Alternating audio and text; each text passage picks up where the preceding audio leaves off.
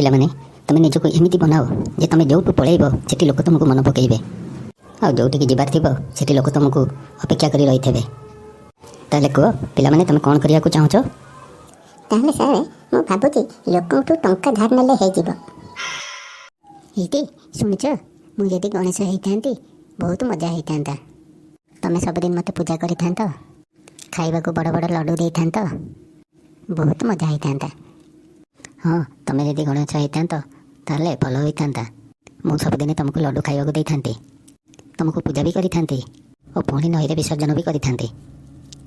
ଆର ବର୍ଷ ପୁଣି ଗୋଟେ ନୂଆ ଗଣେଶ ଆଣିଥାନ୍ତି। ତୁମକୁ ବାହା ହୋଇ ମୋ ଜୀବନଟା ବେକାର ହୋଇଗଲା। ଟିକେ ବି ଶାନ୍ତି ମିଳିଲାନି। କେତେ ଦୂର ଦୂରରୁ ମୋ ପାଇଁ ପ୍ରସ୍ତାବ ଆସୁଥିଲା, ମୁଁ ବେକାରଟାରେ ନାଇଁ କରିଦେଲି। ହଁ, ଦୂର ଦୂରରୁ ହିଁ ପ୍ରସ୍ତାବ ଆସିବ। ପାଖ ଲୋକ ସବୁ ତୁମ କାର୍ଯ୍ୟକଳାପ ଜାଣିଛନ୍ତି। ଏଇଠି ଶୁଣୁଛ, ବହୁତ ଜଲ୍ଦି ଆମେ 2ରୁ 4 ହୋଇଯିବା।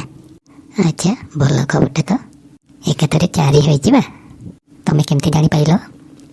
କାଲି ମୋ ମା' ଫୋନ୍ କରିଥିଲା, କହିଲା ବାପା ମା' 2 ଜଣ ଆସୁଛନ୍ତି, କାଲି ସକାଳେ ପହଞ୍ଚିବେ। ଏଇଠି ଶୁଣୁଛ, ଯେଉଁ ଗାନ୍ଧିଜୀଙ୍କର 3ଟା ମାଙ୍କଡ଼ ଥିଲେ ସେ ଅବିକା କ'ଣ କରୁଛନ୍ତି? ଆରେ ସେମାନଙ୍କ କଥା ତ ଜମା ପଚାରନି, ସେମାନେ ତ ବଡ଼ ମଜାରେ ଅଛନ୍ତି।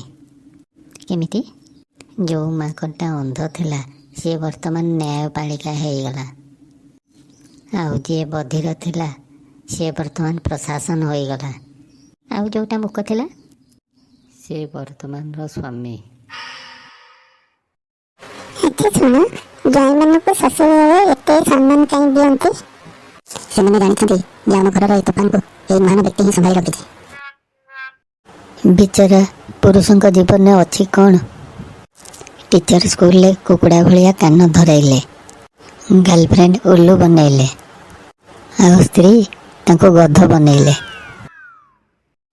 ତମେ ଜାଣିଛ, ଯେଉଁ ସ୍ତ୍ରୀ ତା ସ୍ୱାମୀକି ଡରେ ସେ ସିଧା ସ୍ୱର୍ଗକୁ ଯାଏ।